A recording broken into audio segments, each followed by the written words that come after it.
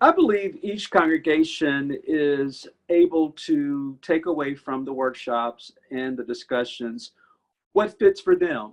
And it is, I think, an opportunity for conviction, uh, and even maybe a little bit of soul searching as to what perhaps they already have done on this issue of racial justice.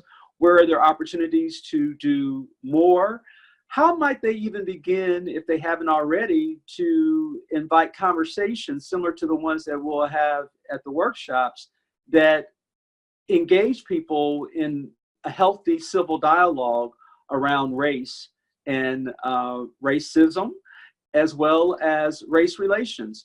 I believe that uh, folks will walk away feeling very good about knowing more and feeling safe enough to take back to their congregations what they've learned, and hopefully be inspired by the fact that there's much work that can be done at the local congregation level that can help to move racial justice in the bigger scheme of things.